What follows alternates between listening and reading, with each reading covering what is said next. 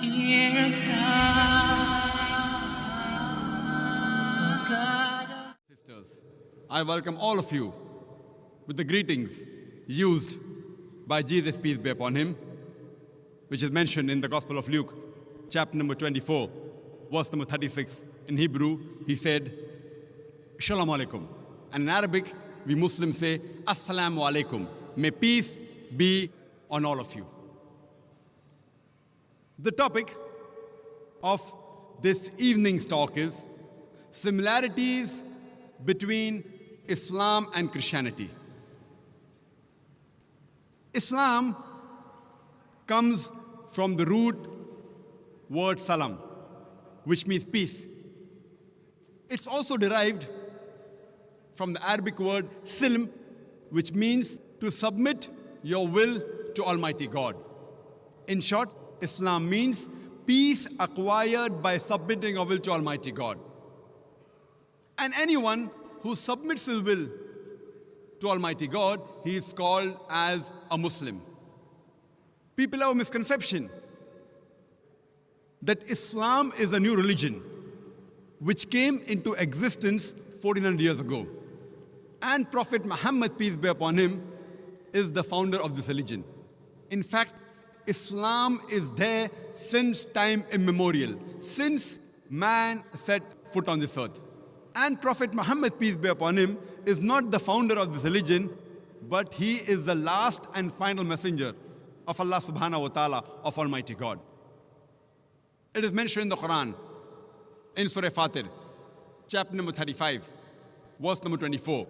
وَإِم مِّنْ أُمَّةٍ إِلَّا خَلَا فِيهَا النَّذِيرُ. There is not a nation or a tribe to whom we have not sent a warner or a guide. It's mentioned in Surah Ra'd, chapter number 13, verse number 7. وَلِكُلِّ قَوْمٍ هَادٍ. And to every nation have we sent a guide. By name, there are 25 messengers mentioned in the glorious Quran. For example, Adam, Noah, Abraham, Moses, Jesus, Muhammad, peace be upon them all. By name, 25 messengers are mentioned in the Quran. Islam is the only non-Christian faith which makes it an article of faith to believe in Jesus Christ, peace be upon him. No Muslim is a Muslim if he does not believe in Jesus Christ, peace be upon him. We believe that he was one of the mightiest messengers of Allah subhanahu wa ta'ala, of Almighty God. We believe that he was the Christ, translated as Masih. We believe that he was born miraculously without any male intervention, which many modern day Christians today do not believe. We believe that he gave life to the dead with God's permission. We believe that he healed those born blind and lepers with God's permission. By name, there are 25 messengers given in the glorious Quran. But it's also mentioned in Surah Nisa, chapter number 4, verse number 164. And Surah Ghafir, chapter number 40, verse number 78, that we narrate to you the stories of some of the messengers, of the others we don't. That means the story of only some of the messengers are mentioned in the glorious Quran. Our beloved Prophet Muhammad sallallahu alaihi wasallam said that there were 124,000 messengers sent on the face of the earth. But all the messengers that came before the last and final messenger, Prophet Muhammad, peace be upon him, they were only sent for their people. And the message which they proclaimed was supposed to be followed in totality only for a particular time period. For example, Jesus Christ, peace be upon him, he was sent only for the Bani Israel, only for the Jews. It's mentioned in the glorious Quran.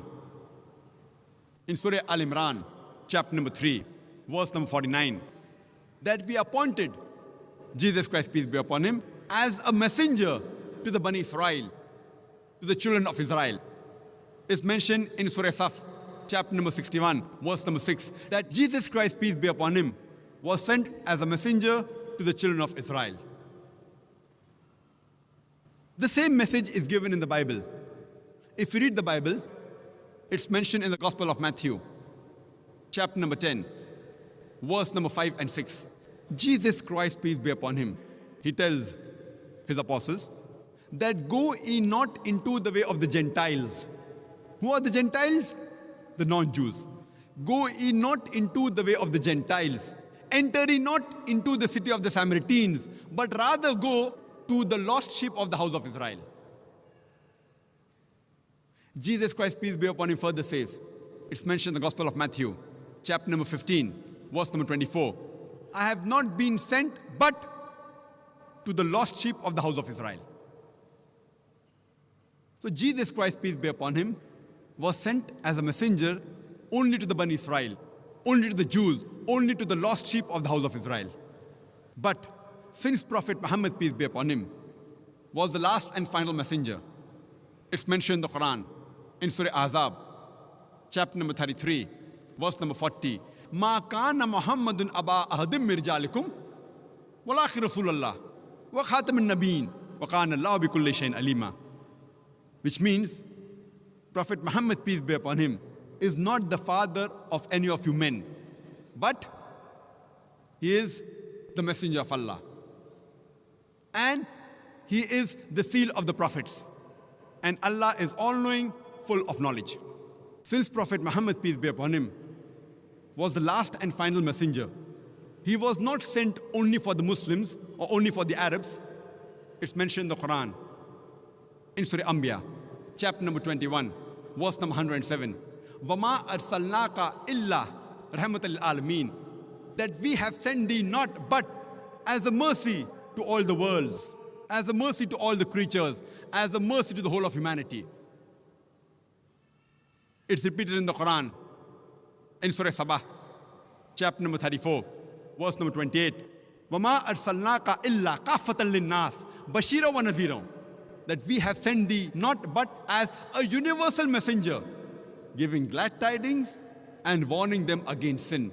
But most of the human beings yet do not know.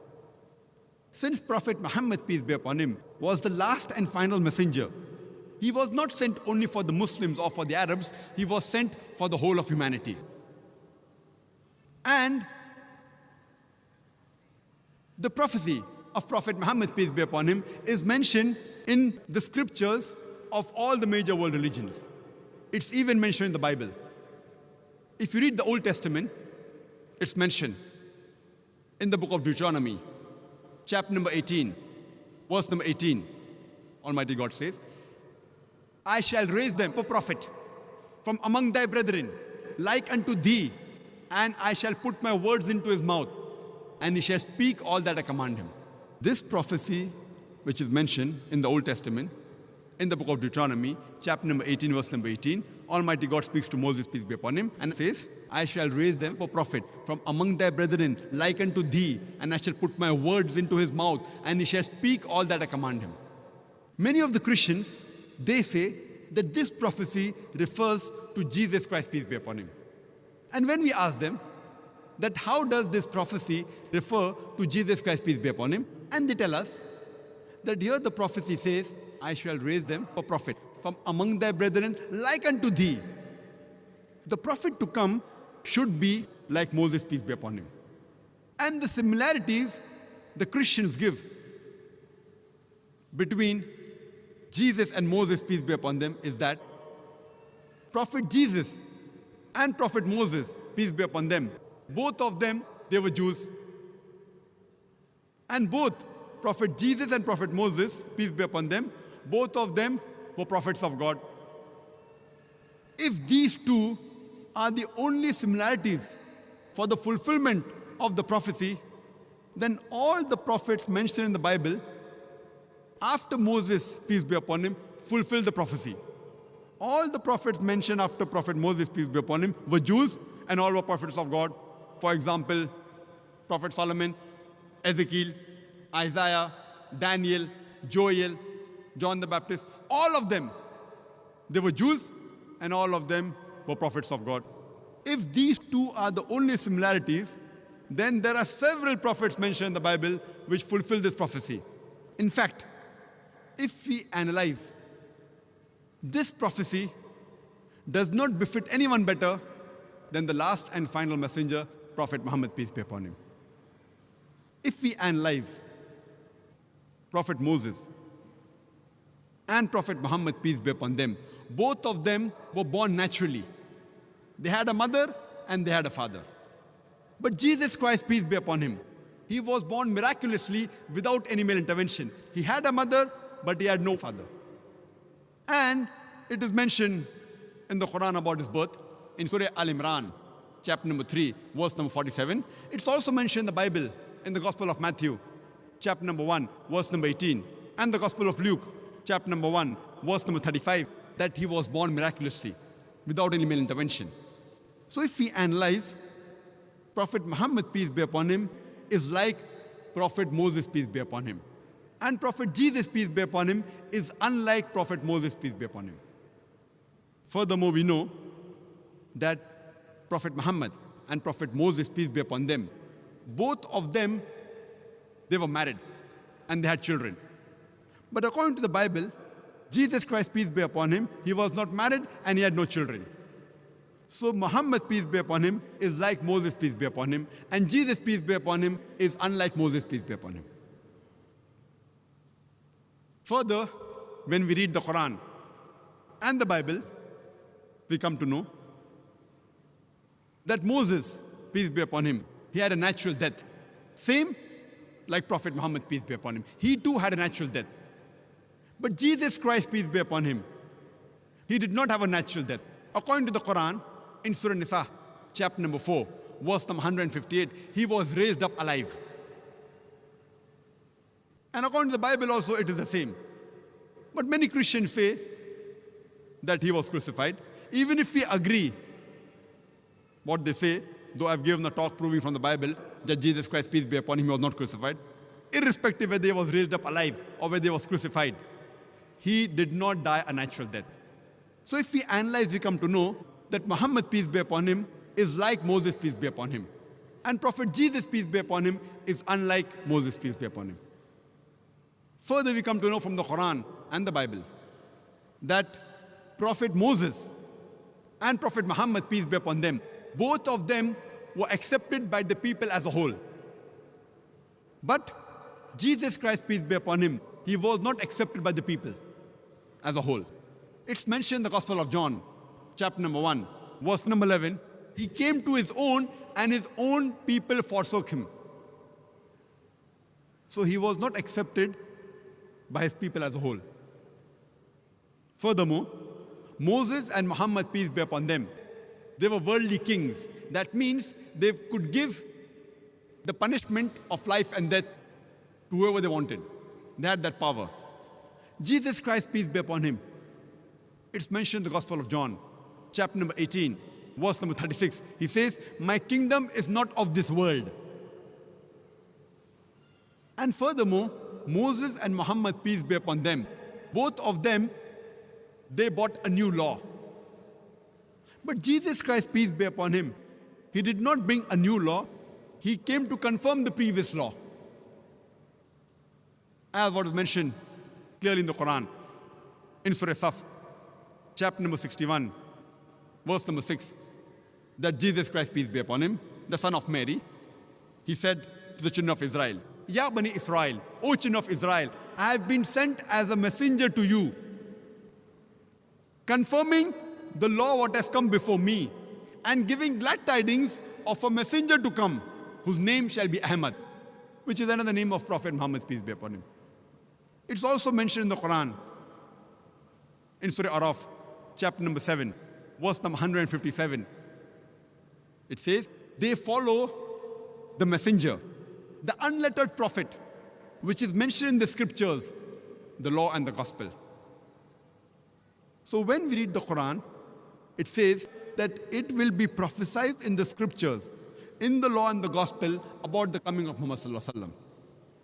So Prophet Muhammad sallallahu alaihi wasallam has been prophesied in the Old Testament, in the book of Deuteronomy, chapter number 18, verse number 18. And further it's mentioned in the book of Deuteronomy, chapter number 18, verse number 19, that anyone who does not hearken to his words, I will require of him. Some translations say, I will take revenge. That means anyone who does not follow this messenger to come, Almighty God will take revenge from these people.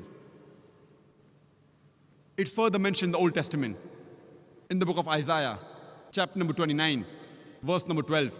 It says, the book will be given to him who's not learned, and it will be said, pray, read this, and he will say, I am not learned. And this is exactly what happened when the first revelation came to the last and final messenger, Prophet Muhammad Sallallahu Alaihi Wasallam.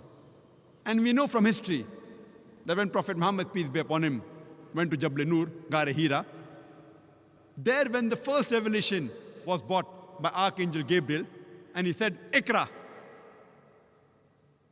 Our Prophet Muhammad Sallallahu Alaihi Wasallam said, Ma ana biqari, I am not learned. This is exactly the fulfillment of the prophecy mentioned in the book of Isaiah, chapter number 29, verse number 12, that when the book will be given to him who is not learned, and it will be said, pray, read this, he will say, I am not learned. And this is exactly what Prophet Muhammad Sallallahu Alaihi Wasallam said, Ma ana biqari, I am not learned. Even the name of Prophet Muhammad, peace be upon him, is mentioned in the Old Testament. It's mentioned in the book of Solomon, chapter number 5, verse number 16. Hikko mamitakim vikulli Muhammadim zaydudi zairai vaina Jerusalem. It's a Hebrew quotation which says, Hikko mamitakim vikulli Muhammadim. The translation which means that his mouth is more sweet. He's altogether lovely. He's my beloved. He's my friend, O daughters of Jerusalem. But the Hebrew quotation is, Hikko mamitakim vikulli Muhammadim. In Semitic languages, normally, usually, im is added as a respect. So to the name Muhammad is added Muhammadim, im, so it becomes Muhammadim. So he is mentioned by name in the original manuscript, but they translate the proper noun to altogether lovely. So when you read the translation of the Bible, you don't realize that Prophet Muhammad, peace be upon him, his name is mentioned in the Bible. Time doesn't permit us to go into all the details of the prophecies, but Prophet Muhammad, peace be upon him, is even mentioned in the New Testament. It's mentioned in the Gospel of John, chapter number 14, verse number 16. Jesus Christ, peace be upon him, says that I will pray to my Father, I'll pray to Almighty God to send you a comforter. It's further mentioned in the Gospel of John, chapter number 15, verse number 26. And when I pray to my Father, and when he sends you a comforter, he will abide with you forever. It's further mentioned in the Gospel of John, chapter number 16, verse number 7. Nevertheless, I tell you the truth. It is expedient for you that I go away. For if I go not away, the comforter shall not come. For if I depart, shall I send him. Jesus Christ, peace be upon him, says that nevertheless, it is expedient for you that I go away. For if I go not away, the comforter shall not come. For if I depart, shall I send him. Now this comforter, if we analyze, in the original script, in the language Aramaic, it is paraclete, which means the praiseworthy, which is the translation of the name Muhammad Sallallahu Alaihi Wasallam. But they have converted it into parakletos, which one of its meanings is a comforter. Irrespective whether it's paraclete or parakletos, alhamdulillah, both these meanings befit the last and final messenger, Prophet Muhammad, peace be upon him. But many Christians say that this prophecy about the comforter to come refers to the Holy Spirit. Now, if we analyze, the prophecy clearly mentioned in the Gospel of John, chapter number 16, verse number 7. Nevertheless, I tell you the truth. It is expedient for you that I go away. For if I go not away, the comforter shall not come. The criteria for the comforter to come is that Jesus Christ, peace be upon him, should go. If he goes, the comforter shall come. Only after he departs will he send him. So the major criteria for the comforter to come is after Jesus Christ, peace be upon him, departs. From the Bible, we know that the Holy Spirit was already there before Jesus Christ, peace be upon him. He was there in the womb of Elizabeth. He was there when Jesus Christ, peace be upon him, was born. He was there in the Feast of Pentecost. So surely this prophecy cannot refer to the Holy Spirit. It refers to no one but the last and final messenger, Prophet Muhammad, peace be upon him. It's further mentioned in the Gospel of John, chapter number 16, verse number 12 to 14, Jesus Christ, peace be upon him, says, I have many things to say unto you, but ye cannot bear them now. For he, when the Spirit of truth shall come, he shall guide you unto all truth. He shall not speak of himself. All that he hear shall he speak. He shall show you things to come. He shall glorify me. This prophecy again refers to no one but the last and final messenger, Prophet Muhammad sallallahu alaihi wasallam. It says, I have many things to say unto you. Jesus Christ, peace be upon him, is saying, I have many things to say unto you, but ye cannot bear them now. For he, when the Spirit of truth shall come, he shall guide you unto all truth. He shall not speak of himself. All that he hear shall he say. He shall guide you to the truth. He shall show you things to come. He shall glorify me. And this prophecy does not refer to anyone but the last and final messenger, Prophet Muhammad sallallahu alaihi wasallam. I have given a separate talk only on the prophecy of Muhammad sallallahu alaihi wasallam in the Bible, which you can speak for us together only on this topic.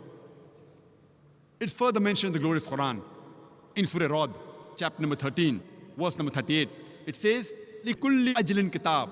In every age have we sent a book, have we sent a revelation. By name, there are 4 revelations mentioned in the Quran: Torah, Zabur, Injil, and the Quran.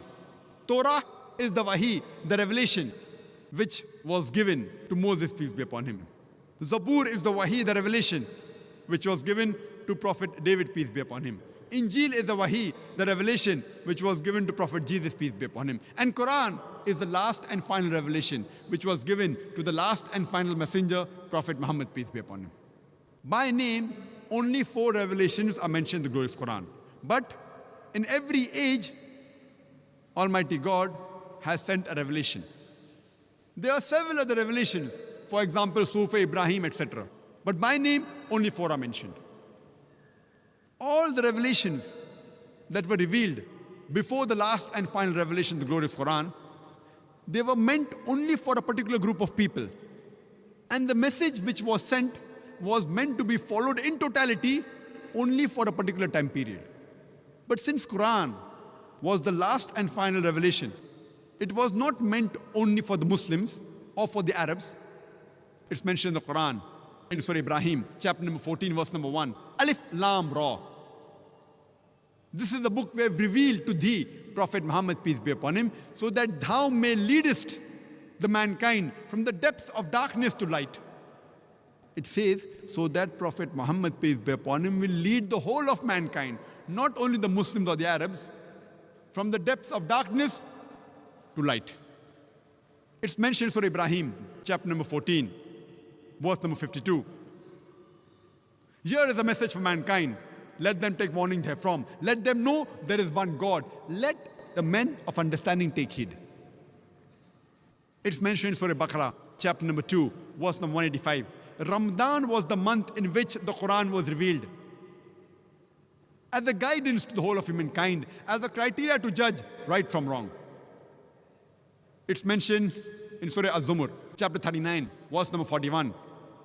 We have revealed to thee, Prophet Muhammad, peace be upon him, the book to instruct the humankind. It doesn't say to instruct only the Muslims or the Arabs, but to instruct the whole of humankind. Since Quran is the last and final revelation, it was not meant only for the Muslims or the Arabs, it was meant for the whole of humankind. Our beloved Prophet Muhammad sallallahu alaihi wasallam said, it's mentioned in Sahih Bukhari, volume number 1, in the book of Iman, hadith number 8, our beloved Prophet said that the religion of Islam is based on 5 principles, on 5 pillars. The first is La ilaha illallah Muhammad Rasulullah. The second is establishing Salah. The third is Zakat. The fourth is Saum, and the fifth is Hajj. The first pillar is La ilaha illallah Muhammad Rasulullah. There's no God but Allah, and Prophet Muhammad, peace be upon him, is the messenger of Allah. It's mentioned in the Quran in Surah Baqarah, chapter number 2, verse number 177. It is not righteousness that you turn your face to the east or west, but it is righteousness that you believe in Allah, you believe in Almighty God, you believe in the last day, you believe in His angels, in His books and His messengers. I started my talk by quoting a verse from the glorious Quran, from Surah Al-Imran, chapter number 3, verse number 64, which says, Kul, ya ahlal kitab, say, O people of the book, ta'alaw ila kalmatin sawa'im bainana bainakum, come to common terms as between us and you. Which is the first term? Allah na'budu illallah, that we worship none but one Almighty God. Wala nushrika bihi shay'an, that we associate no partners with Him. Wala yattakhiza ba'duna ba'dan arbaban min dunillah, that we erect not among ourselves lords and patrons other than Allah. Fain tawallaw, if then they turn back. Fakulu shadu, say ye bear witness, bi anna muslimun, that we are Muslims bowing our will to Allah subhanahu wa ta'ala. This verse of the glorious Quran shows us the way how to speak with different types of people, especially the Ahl Kitab. It says, Ta'alaw ila kalmatin sawa'im bainana bainakum, come to common terms as between us and you. Which is the first term? Allah na'budu illallah, that we worship none but one Almighty God. Wala nushrika bihi shay'an, that we associate no partners with Him. Wala yattakhiza ba'duna ba'dan arbaban min dunillah, that we erect not among ourselves lords and patrons other than Allah. We have to come to the common terms, to the similarities which are mentioned in the Bible and the Quran. It's clearly mentioned in the Quran, in Surah Ikhlas, chapter number 112, verse number 1 to 4. It says, Qul huwa Allahu ahad. Say, He is Allah one and only. Allahu samad. Allah, the absolute and eternal. Lam yalid walam yulad. He begets not, nor is He begotten. Walam yakul lahu kufuwan ahad. There is nothing like Him. This is a 4-line definition of Allah subhanahu wa ta'ala, of Almighty God, given in the glorious Quran. If any person says, so and so candidate is God, if that candidate fits in this 4-line definition of Surah Ikhlas, we Muslims have got no objection in accepting that candidate as God. The first is, Qul huwa Allahu ahad. Say He is Allah one and only. Second, Allahu samad. Allah, the absolute and eternal. Lam yalid walam yulad. He begets not, nor is He begotten. Walam yakul lahu kufuwan ahad. There is nothing like Him. This 4-line definition of Surah Ikhlas is called as the touchstone of theology. Theo means God. Logy means study. Theology means the study of God. Surah Ikhlas is the touchstone of theology. Any person saying that so-and-so candidate is God, any person is worshipping any God, put that God to the test of Surah Ikhlas. If he passes this 4-line definition of Surah Ikhlas, we Muslims have got no objection in accepting that candidate as God. The similar message is given in the Bible. It's mentioned in the Bible in the book of Deuteronomy, chapter number 6, verse number 4. Moses, peace be upon him, says, Shama Israelo, Adnai Hainu Adnai Khad. It's a Hebrew quotation which means, Hear, O Israel, the Lord, our God, is one God. And when Jesus Christ, peace be upon him, was asked, which is the first of the commandments, he repeated verbatim what was mentioned by Moses, peace be upon him. It's mentioned in the Gospel of Mark, chapter number 12, verse number 29. Jesus Christ, peace be upon him, says, Shama Israelo, Adnai Hainu Adnai Khad. Hear, O Israel, the Lord, our God, is one Lord. It's further mentioned in Surah Nisa, chapter number 4, verse number 48, that Allah subhanahu wa ta'ala, Almighty God, will never forgive the sin of associating partners with God. Any other sin, if He pleases, He may forgive. But anyone who has associated partners with God, he has done the most heinous sin.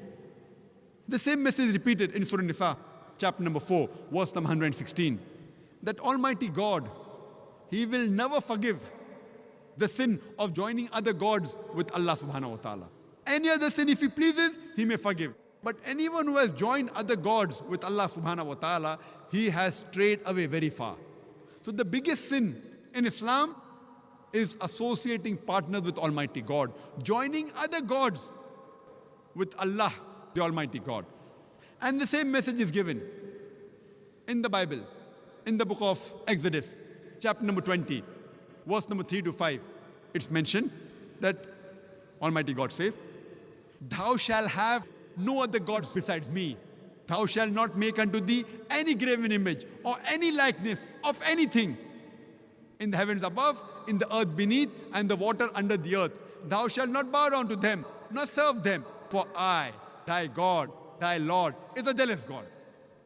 The same message is repeated in the book of Deuteronomy, chapter number 5, verse number 7 to 9. Almighty God says, thou shalt have none other gods besides me. Thou shalt not make unto thee any graven image of anything or any likeness in the heavens above, in the earth beneath, or in the water beneath the earth. Thou shalt not bow down to them, nor serve them. For I, thy God, thy Lord, is a jealous God. It's clearly mentioned in the Quran, in Surah Ma'idah, chapter number 5, verse number 72. لَقَدْ كَفْرَ الَّذِينَ قَالُوا إِنَّ اللَّهَ هُوَ الْمَسِيحُ ابْنُ مَرْيَمَ.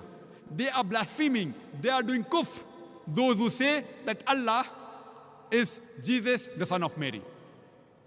The Quran says they are blaspheming, they are doing kufr, those who say that God is Jesus, the son of Mary. وَقَالَ الْمَسِيحُ, but said Christ, Ya Bani Israel, O children of Israel, U'budullah, worship Allah, Rabbi wa Rabbakum, who's my Lord and your Lord. Inno mushrik billah, anyone who associates partners with Allah, faqad harram Allah alayhi al-jannah, Allah will make Jannat haram for him. Wama wahun nar, wama li zalimin min ansar, and fire shall be his dwelling place, and he shall have no helpers in the hereafter. Jesus Christ, peace be upon him, said, Inno mushrik billah, anyone who associates partners with Almighty God, faqad harram Allah alayhi al-jannah, Allah will make paradise forbidden for him. وَمَا وَهُ النَّارِ وَمَا لِلظَّالِمِينَ مِنْ أَنصَارٍ, and fire shall be his dwelling place, and he shall have no helpers in the hereafter. The biggest sin in Islam, as well as Christianity, is to associate partners with God.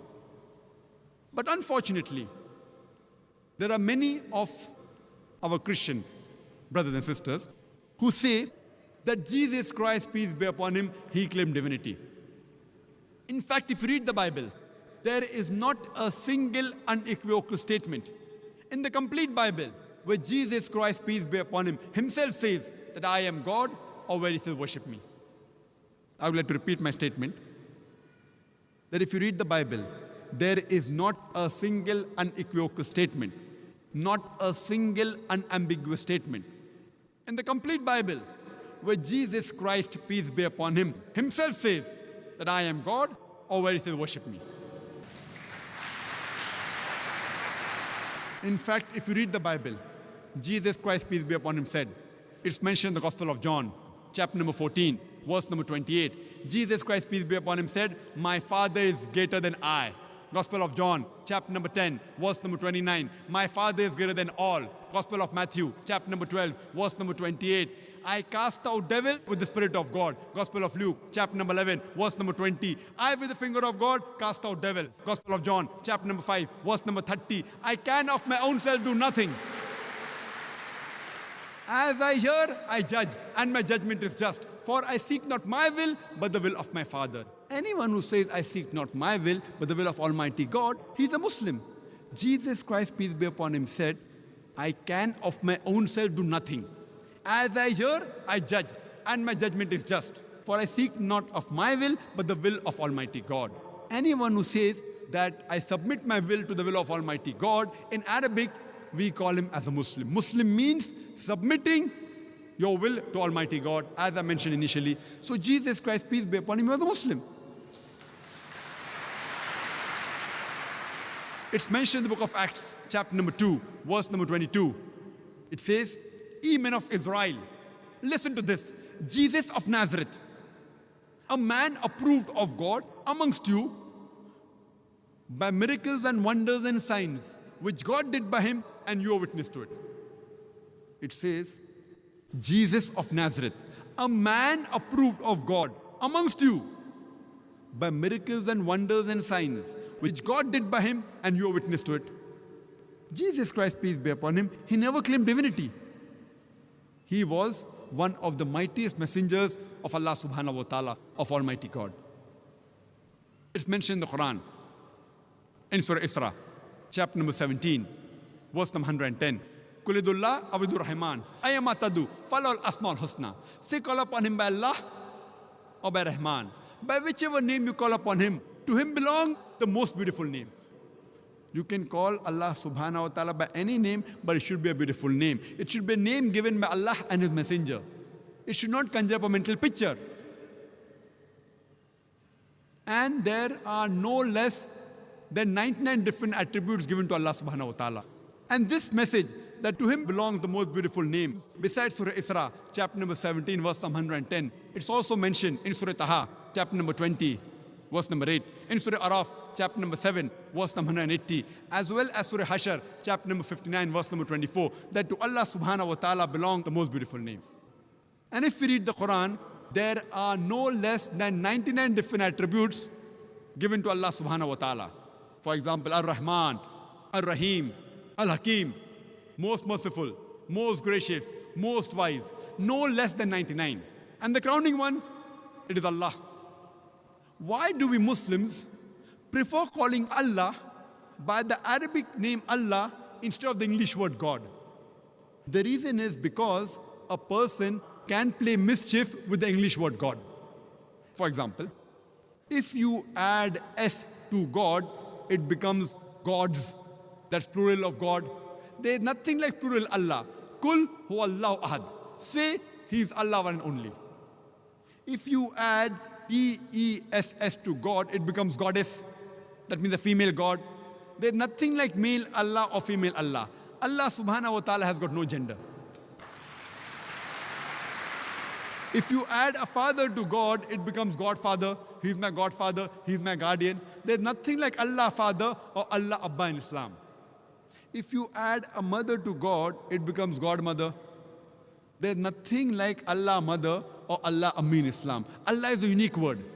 If you prefix a tin before God, it becomes tin God. There's nothing like tin Allah in Islam. That's the reason we Muslims, we prefer calling Allah by the Arabic word Allah instead of the English word God. And this word Allah, I being a student of comparative religion, this word Allah is mentioned in the scriptures of the major world religions. And it's also mentioned in the Bible.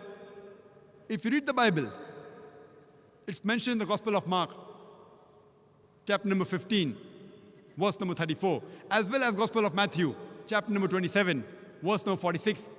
When Jesus Christ, peace be upon him, when he was put on the cross, he cries out, Eli, Eli, lama sabachthani, which means, my God, why hast thou forsaken me? In every Bible, any translation you pick up, any language, whether it be English Bible, Hindi Bible, Tagalog Bible, French Bible, German Bible, any Bible you pick up, this word, Allah, Allah, lama sabachthani, has been maintained in its pure form. Why? Allah knows the best. Why have these original words have been maintained? And then the translation says, my God, why hast thou forsaken me? But the original, Allah, Allah, lama sabachthani, has been maintained for reasons best known to Allah subhanahu wa ta'ala in all the Bibles. You pick up any version of the Bible, King James Version, RSV Version, New American Standard Version, New World Translation, any version out of the hundreds available, any language of the Bible, this verse, Allah, Allah, lama sabachthani, has been maintained. And the translation, if it's the English Bible, my God, why hast thou forsaken me? Now, if you want to try it out, that people say, but natural, Allah, Allah, lama sabachthani does not sound similar to my God, why hast thou forsaken me? Does it sound similar to Jehovah, why hast thou forsaken me? And the answer is no. Now, if you translate this verse into Arabic, Allah, Allah, lama sabachthani, it will read, Allah, Allah, lama taraktani. Hebrew and Arabic, they're Semitic languages. Allah, Allah, lama sabachthani, Allah, Allah, lama taraktani. They sound similar. So Jesus Christ, peace be upon him, too used the same word Allah, Almighty God. And this word Allah, I being a student of comparative religion, is mentioned in the scriptures of the major world religions. That's the reason we Muslims, we prefer calling Allah by the Arabic word Allah instead of the English word God. The second pillar of Islam, it is Salah. And normally people translate Salah into English as prayers. To pray means to beseech, to ask for help. I personally don't think that prayer is the correct translation of the Arabic word Salah. Because to pray means to beseech, to ask for help. In our Salah, besides asking for help from Almighty God, we are also praising Him. At the same time, we are getting benefit from Allah subhanahu wa ta'ala, from Almighty God. We are getting guidance. That's the reason I personally prefer calling prayers as a sort of programming towards righteousness. For example, if after Surah Fatiha, the Imam, he may recite Surah Maida, chapter number 5, verse number 90, which says, Ya ayyuhal lazina amanu, O you believe, innamal khamru wal maisuru, most certainly intoxicants and gambling, wal anzabu wal azlamu, dedication of stones, divination of arrows, rishthum min amali shaitan, these are Satan's handiwork. Fashtanibu lalakum tuflihun. Abstain from this handiwork that you may prosper. Here we are being programmed, we are being guided by Allah subhanahu wa ta'ala that alcohol is prohibited, gambling is prohibited, fortune telling is prohibited, idol worship is prohibited. We are being programmed towards righteousness. And Allah says in the Quran, in Surah Ankabut, chapter number 29, verse number 45, Utlu ma uhiya ilayka min al-kitabi, waqimu salata, inna salata, tanha anil fasha al munkar. That recite of what we have revealed to thee by inspiration. And establish regular prayers. For verily prayer restrains you from shameful and unjust deeds. The Quran says that prayer restrains you from shameful and unjust deeds. Therefore, I prefer calling Salah rather than prayers as programming towards righteousness. Or in layman's terminology, it's called as brainwashing. But normally when you hear the adhan and somebody asks, where are you going? And if you say, I'm going for brainwashing, it sounds a bit odd. So I've got no objection if someone uses the English word prayer for the Arabic word salah, but I like to remind them it is not the appropriate translation. Similarly, when I say that Allah is the correct word, God is not the appropriate translation. But if someone uses God for Allah when they're speaking to non-Muslims, like what I'm doing today, when I use the word God for Allah, I've got no objection, but I like to remind them that God is not the appropriate translation of the Arabic word Allah. Similarly, prayer is not the appropriate translation of the Arabic word salah. And we Muslims have to offer salah minimum 5 times a day. It's mentioned in the Quran in Surah Isra, chapter number 17, verse number 78. And Surah Taha, chapter number 20, verse number 130, that we have to offer salah 5 times a day. Like how, for a healthy body, the doctors, they tell us, we should have 3 meals a day. Similarly, for a spiritual soul, we should offer salah 5 times a day. And the Quran says, in Surah Maida, chapter number 5, verse number 6, O you believe, when you prepare yourself for salah, wash your face and your hands and arms up to the elbow, and rub your head with water, and wash your feet up to the ankles. Ablution, wudu, is one of the prerequisites before salah. Wudu is fard. The same message is even given in the Bible. If you read the Bible, it is mentioned in the book of Exodus, chapter number 40, verse number 31 and 32, that Moses and Aaron and their sons, they washed their hands and feet thereat. And when they went to the temple and when they approached the altar of God, they washed as was commanded by Almighty God. The same message repeated in the book of Acts, chapter number 21, verse number 26. It says that Paul, along with his men, he washed before he appeared in front of the Lord. And previously it was mentioned in the book of Exodus, chapter number 40, verse number 31, and verse number 32, that Moses and Aaron and his sons, they washed before they appeared in front of the Lord. So wudu is compulsory in Islam as well as in Christianity, ablution. Further it's mentioned in the Quran, in Surah Taha, chapter number 20, verse number 11 and 12. When Moses approached the fire, he heard a voice O Moses, I am your Lord. So in my presence, remove thy footwear, for thou art in the sacred valley of Tuwa. Removing the footwear for Salah was a commandment given by Almighty God, Allah subhanahu wa ta'ala, to Moses, peace be upon him. This message is also repeated in the book of Exodus, chapter number 3, verse number 5. It says, Almighty God says to Moses, draw not nigh hither, put off thy shoes from off thy feet, for thou art on the sacred grounds. The same message repeated in the book of Acts, chapter number 7, verse number 33. Put off thy shoes from thy feet, for thou art on sacred grounds. So because it was a commandment of Almighty God to Moses, we remove our footwear before offering Salah. But it's also mentioned in the hadith of Muhammad sallallahu alaihi wasallam in Abu Dawud, volume number 1, book of Salah, chapter number 240, hadith number 653. Shuaib, may Allah be pleased with him, he said on the authority of his father that his grandfather said he saw Prophet Muhammad, peace be upon him, pray with his footwear as well as without his footwear. So we Muslims, we can offer Salah with our footwear as well as without our footwear. But when we offer with our footwear, we have to see to it that we clean the soles. Furthermore, it's mentioned in Sahih Bukhari, volume number 1, in the book of Adhan, chapter number 75, hadith number 692, Hazrat Anas, may Allah be pleased with him. He said that when we offered Salah, our shoulders touch the shoulder of the companion. It's mentioned in Abu Dawud, volume number 1, in the book of Salah, chapter number 245, hadith number 666.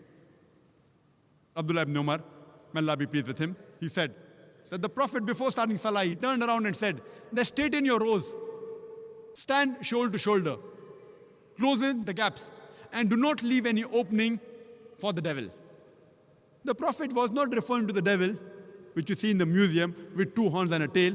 He was referring to the devil of racism, of caste, of color, of wealth, irrespective whether rich or poor, king or pauper. When you stand for Salah, you stand shoulder to shoulder, irrespective whether black or white, yellow or brown. When you stand for Salah, you stand shoulder to shoulder.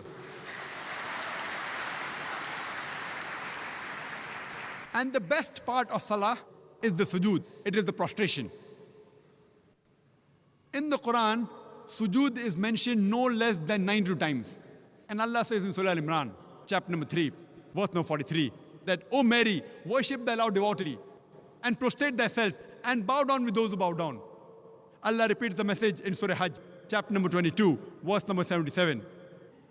That, Ya alladhina amanu, O you believe, bow down, and prostrate yourselves, and worship the Lord, and do good things, so that you may prosper.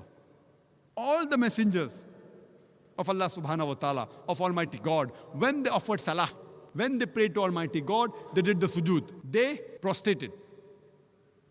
And if you read the Bible, it's mentioned in the book of Genesis, chapter number 17, verse number 3. Abraham fell on his face when he prayed to the Lord. It's mentioned in the book of Numbers, chapter number 20, verse number 6, that Moses and Aaron fell upon their face and the Lord appeared to them. It's mentioned in the book of Joshua, chapter number 5, verse number 14, that Joshua fell on his face and he prayed to God. It's mentioned in the Gospel of Matthew, chapter number 26, verse number 39. In the Garden of Gethsemane, Jesus Christ, peace be upon him, he fell on his face and he prayed to God. So all the prophets of God, they fell on their face and they prayed to God. And no gymnast also can do better than the way we Muslims do. By falling on the face and pray to God, that means we put the highest part of our body, the forehead, on the lowest part on the ground, and we say, Subhana bin Allah, that glory be to Allah, who's the Most High. And today the psychology, they tell us that the mind is not directly under our control, but our body is directly under our control. If I want to raise my hand, I can raise my hand. I can take a step forward. But the mind is not directly under our control. Therefore, to humble your mind, you have to humble your body. And there's no better way than to put the highest part of your body, the forehead, the lowest part on the ground, and then say, glory be to Allah, the Most High. Glory be to Allah, the Most High, thrice. The third pillar of Islam is zakah. Zakah means to purify. It means growth.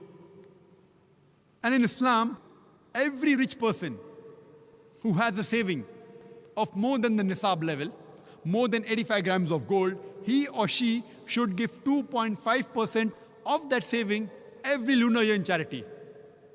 If every rich human being gives zakat, poverty will eradicate from this world. There will not be a single human being who will die of hunger.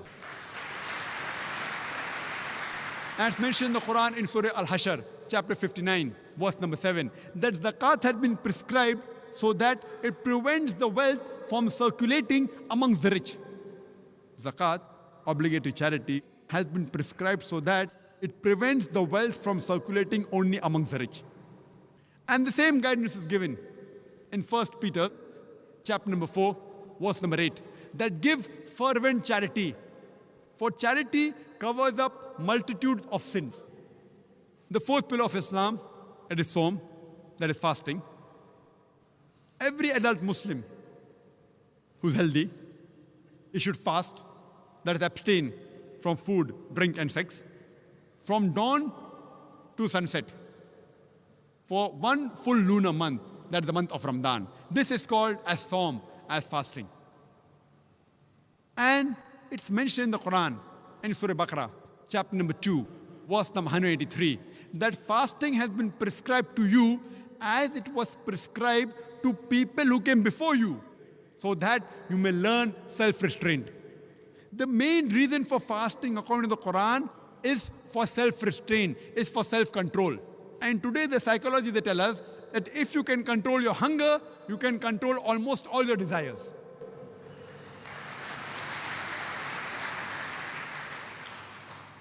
And there are various benefits of fasting, medical benefits, other benefits. You can give a talk only on benefits of fasting.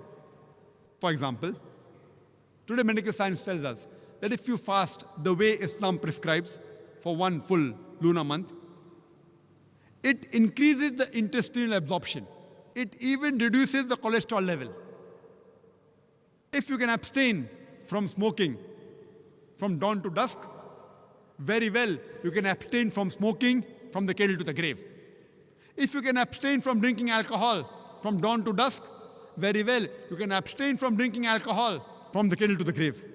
It gives us an opportunity to inculcate in us the habits which are good and abstain from those habits which are wrong.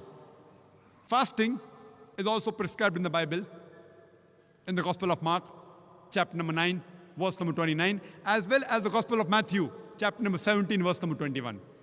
Even the Bible prescribes fasting. The fifth pillar of Islam is Hajj. Every adult Muslim who has the means to perform Hajj should perform Hajj, that is the pilgrimage to the holy city of Makkah, in the month of Hajj, at least once in his lifetime. Hajj is the biggest annual gathering of the world. About 2.5 million people gather from different parts of the world. From America, from UK, from Canada, from India, from Pakistan, from UAE, from Malaysia, from Indonesia. 2.5 million people gather from different parts of the world.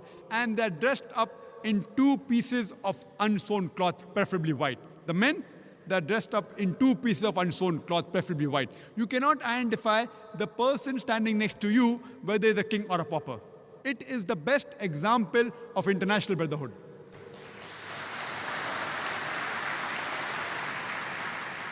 The Quran says in Surah Hujurat, chapter number 49, verse number 13, Ya ayyuhan nasu inna khalaqnakum min zakrin wa unsa wa ja'alnakum shu'uban wa qaba'ila litarafu inna akramakum indallahi atqakum inna Allaha alimun khabir. O humankind, we have created you from a single pair of male and female and have divided you into nations and tribes so that you shall recognize each other, not that you shall despise each other. And the most honored in the sight of Allah subhanahu wa ta'ala is the person who has taqwa. The criteria for judgment in the sight of Allah subhanahu wa ta'ala, it is not wealth, it is not color, it is not sex, it is not age, but it is taqwa, it is righteousness, it is God consciousness, it is piety. And if you read the Bible, it's mentioned in the Bible, in the book of Psalms, chapter number 84, verse number 4 to 7. It says, blessed are those people who travel to the valley of Bakka. Bakka is another name for Makkah. It's also mentioned in the Quran, in Surah Al-Imran, chapter number 3, verse number 96, that Bakka is the first place of worship of Allah subhanahu wa ta'ala. So Bakka is another name for Makkah. And it is also mentioned in the Bible that blessed are those people who travel to Bakka. This was in brief regarding the 5 pillars of Islam. But these 5 pillars are only the pillars, they aren't the complete structure. But if the pillars are strong, inshallah, God willing, even the structure will be strong. Allah says in the Quran, in Surah Dariyat, chapter number 51, verse number 56, وَمَا خَلَقْتُ الْجِنَّ وَالْإِنسَ إِلَّا لِيَعْبُدُونَ, that we have created the jinn and the men not but to worship me. The main reason for our creation is to worship Allah subhanahu wa ta'ala. The word ibadah comes from the word abd. That means we have to serve. We have to be obedient to Allah subhanahu wa ta'ala. So if we obey the commandments of Allah subhanahu wa ta'ala, we are obeying Allah subhanahu wa ta'ala. We are submitting our will to Allah subhanahu wa ta'ala. For example, the glorious Quran says in Surah Ma'idah, chapter number 5, verse number 90, Ya ayyuhal ladhina amanu, O you who believe, innamal khamru wal maisiru, most certainly intoxicants and gambling, wal anzab wal azlamu, dedication of stones, divination of arrows, rishtum min amali shaitan, these are Satan's handiwork. Fashtanibul lakum tuflihun, abstain from this handiwork that you may prosper. So if you abstain from having intoxicants, you are doing ibadah. You are worshipping Allah subhanahu wa ta'ala. You are obeying His commandments. You are submitting your will to Allah subhanahu wa ta'ala. And the same message is given in the Bible. If you read the book of Proverbs, chapter number 20, verse number 1, it says, wine is a mocker, strong drink is raging, and whoever is deceived is not wise. A similar message is repeated in the book of Ephesians, chapter number 5, verse number 18. It says, be not drunk with wine. So alcohol is even prohibited in the Bible in no less than 2 different places. So if you abstain from having alcohol, you are submitting your will to Allah subhanahu wa ta'ala. Allah says in the Quran, in no less than 4 different places. In Surah Baqarah, chapter number 2, verse number 173. In Surah Ma'idah, chapter number 5, verse number 3. In Surah Anam, chapter number 6, verse number 145. And Surah Nahl, chapter number 16, verse number 115. Hurrimat alaykumul maytutu waddamu walahmul khinzir. Wama uhilla li ghayril bi. Forbidden for you for food are dead meat, blood, the flesh of swine, and any food on which any name besides Allah's name is taken. So these 4 foods, dead meat, blood, the flesh of swine, that is pork, and any food on which any name besides Allah's name is taken, it is prohibited in the Quran in no less than 4 different places. These types of food are even prohibited in the Bible. If you read the Bible in the book of Leviticus, chapter number 17, verse number 15, and the book of Deuteronomy, chapter number 14, verse number 21, it says, you shall not eat anything which dieth of itself. So even dead meat is prohibited in the Bible. Regarding blood, there are no less than 5 different places in the Bible where blood is prohibited. If you read in the book of Genesis, chapter number 9, verse number 4, in the book of Leviticus, chapter number 17, verse number 14, in the book of Deuteronomy, chapter number 12, verse number 16, in 1 Samuel, chapter number 14, verse number 33, and the book of Acts, chapter number 15, verse number 29. The Bible prohibits having blood in no less than 5 different places. As far as the pork is concerned, it's mentioned in the Bible, in the book of Leviticus, chapter number 11, verse number 7 and 8, that the swine, though it divides the hoof and is cloven-footed, yet it chews not the cud. It's unclean for you. Thou shalt not eat its flesh, nor touch its carcass. It is unclean for you. The same message is repeated in the book of Deuteronomy, chapter number 14, verse number 8. The swine, though it divides the hoof, yet it chews not the cud. It's unclean for you. Thou shalt not eat its flesh, nor touch its carcass. And eating pork has been prohibited the 3rd time in the Bible, in the book of Isaiah, chapter number 65, verse number 2 to 5. The Bible prohibits the eating of the flesh of swine, that is pork, in no less than 3 different places.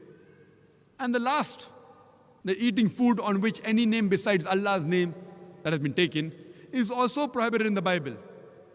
In the book of Acts, chapter number 15, verse number 29, as well as the book of Revelation, chapter number 2, verse number 14, that any food on which any name besides Almighty God's name is taken, if that food is put on altars, then that food is prohibited even for the Christians.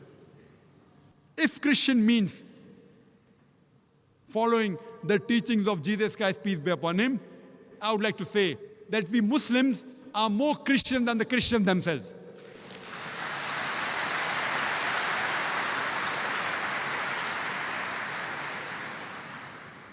Further, if you read the Quran gives us various guidance. Quran says that we have to be honest. It's mentioned in the Quran you have to love your neighbors. Allah says in Surah Ma'un, chapter number 107, verse number 1 to 7, أَرَيْتَ الَّذِي يُكَذِّبُ بِالدِّينِ فَذَلِكَ الَّذِي يَدُعُّ الْيَتِيمَ وَلَا يَحُضُّ عَلَىٰ طَعَامِ الْمِسْكِينِ فَوَيْلٌ لِلْمُصَلِّينَ الَّذِينَ هُمْ صَلَاتِهِمْ سَاهُونَ الَّذِينَ هُمْ يُرَاءُونَ وَيَمْنَعُونَ الْمَاعُونَ. Seest thou not the one who denies the judgment to come, who treats the orphan with harshness and feeds not the indigent? Woe to those who are neglectful of the prayers. Woe to those who only pray to be seen of men, and they do not even provide neighborly needs. So to provide neighborly need is submitting our will to Allah subhanahu wa ta'ala. And our Prophet Muhammad sallallahu alaihi wasallam said that he is not a Muslim who sleeps with his full stomach when his neighbor is hungry. And a person asked, who is the neighbor? The Prophet said, 40 houses next to you is your neighbor. Backbiting is prohibited in the Quran. The Quran says in Surah Humazah, chapter number 104, verse number 1, وَيْلُلْ لِكُلِّ هُمَزَةٍ لُمَزَةٍ. Woe to every kind of scandal monger and backbiter. If you abstain from backbiting, you are submitting a will to Allah subhanahu wa ta'ala. The Quran says that you have to love and respect and be kind to your parents. Allah says in Surah Isra, chapter number 17, verse number 23 and 24, that we have enjoined on the human beings that you worship none but me, and that you be kind to your parents. And if any one of them or both of them reach old age, don't say a word of contempt. Don't say oof to them, nor repel them, but address them with honor. And lower to them your wing of humility, and pray to the God that have mercy on them as they cherish me in childhood. The Quran says if any one of your parents or both of them reach old age, you can't even say oof to them, but address them with honor and lower your wing of humility and pray to the Lord that bless them as they cherish me in childhood. So if you love your parents, if you respect your parents, if you are kind to your parents, you are submitting a will to Allah subhanahu wa ta'ala, you are submitting a will to Almighty God. Monasticism is prohibited in Islam. Our beloved Prophet said, it's mentioned in Sahih Bukhari, volume number 7, in the book of Nikah, chapter number 3, hadith number 4. The Prophet said, O young people, whoever has the means to get married, he should get married. The Prophet said, whoever does not marry is not of me. So if you marry, you are submitting a will to Allah subhanahu wa ta'ala. The Quran says in Surah Nisa, chapter number 4, verse number 19, that treat your wife with the footing of equity and kindness, even if you dislike her. The Quran says you have to love and be kind to your wife, even if you dislike her. You have to be just to her. So if you love your wife, you are submitting a will to Allah subhanahu wa ta'ala, you are submitting a will to Almighty God. The Quran says in Surah Isra, chapter number 17, verse number 32, that come not close to adultery, for it is an evil opening other roads to evil. So if you abstain from adultery, you are submitting a will to Almighty God. In Islam, we have a system of modesty, which is the same in Christianity. Quran says in Surah Nur, chapter number 24, verse number 30, say to the believing man that he should lower his gaze and guard his modesty. Whenever a man looks at any woman, and if any brazen thought, any unashamed thought comes in his mind, he should lower his gaze. The same message is given in the Gospel of Matthew, chapter number 5, verse number 27 and 28, where Jesus Christ, peace be upon him, says, it has been said of the old times that thou shalt not commit adultery. But I say unto you, whosoever looketh upon a woman to lust after her has already committed adultery in his heart. The same as the Quran says that lower your gaze, Jesus Christ, peace be upon him, says that anyone who looketh upon a woman to lust after her has already committed adultery in his heart. The next verse, Surah Nur, chapter number 24, verse number 31 says, "Say to the believing woman that she should lower her gaze and guard her modesty, and display not a beauty except what appears ordinary of, and to draw her veil, a head covering, over the bosom, and display not a beauty except in front of her father, her husband, her sons, and a big list of mahram, the close relatives who she can't marry is given." There are basically 6 criteria for hijab given in the Quran and the Sahih Hadith. The first is the extent, which differs between the man and the woman. For the man, it's from the navel to the knee. For the woman, the complete body should be covered. The only part that can be seen are the face and hands up to the wrist. The remaining 5 criteria are the same for the man and the woman. The second is the clothes they wear, it should be loose. It should not be tight-fitting. It should not reveal the figure. Third, the clothes should not be transparent. Fourth, it should not be so glamorous so that it attracts the opposite sex. Fifth, it should not resemble that of the opposite sex. And sixth, it should not resemble that of the unbelievers. These are basically the 6 criteria for hijab given in the Quran and the Sahih Hadith. And if you read the Bible too has similar criteria of modesty. It's mentioned in the book of Deuteronomy, chapter number 22, verse number 5, that the woman shall not wear clothes that which pertain to a man, and neither shall man wear the garments of the woman. Anyone who does so is an abomination to their God. That means wearing clothes of the opposite sex is even prohibited in the Bible. It's mentioned in the 1 Timothy, chapter number 2, verse number 9, that the woman should be dressed up with modesty and shamefacedness and with sobriety. They should not have braided hair or should not wear gold or pearls or costly array. And it's mentioned in the 1 Corinthians, chapter number 11, verse number 5 to 6, that the woman that prophesies it or prays with a head uncovered, a head should be shaved off. The Bible in the 1 Corinthians, chapter number 11, verse number 5 to 6, says that the woman who does not cover her head when she is praying to the God, a head should be shaved off. Imagine even the Quran and the Sahih Hadith is not as strict as the Bible, where the Bible says the head should be shaved off. So if Christian means a person who follows the teachings of Jesus Christ, peace be upon him, I would like to tell you that we Muslims are more Christian than the Christians themselves.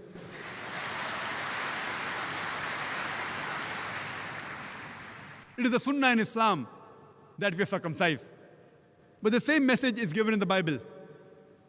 If you read the Bible, in the book of Acts, chapter number 7, verse number 8, it says that you have to be circumcised. It's mentioned in the Gospel of John, chapter number 7, verse number 22, that you have been given the covenant of circumcision. It's mentioned in the Gospel of Luke, chapter number 2, verse number 21, that Jesus Christ, peace be upon him, he was circumcised on the 8th day. So if Christian means a person who follows the teachings of Jesus Christ, peace be upon him, we Muslims are more Christian than the Christians themselves. So Muslim means a person who submits his will to Almighty God. And if Christian means a person who follows the teachings of Jesus Christ, peace be upon him, then as I mentioned earlier, we Muslims are more Christian than the Christians themselves. And as I mentioned earlier, it's mentioned in the Gospel of John, chapter number 5, verse number 30. Jesus Christ, peace be upon him, said, "Not my will, but the will of Almighty God." And anyone who says, "Not my will, the will of Almighty God," that person is a Muslim. And Jesus Christ, peace be upon him, was verily a very good practicing Muslim. I would like to end my talk by the quotation of the glorious Quran from Surah Ma'idah, chapter number 5, verse number 82, where it says that among the Ahl Kitab, the closest to the Muslims are those people who say that we are Christians. Wa akhir dawana alhamdulillahi rabbil alameen.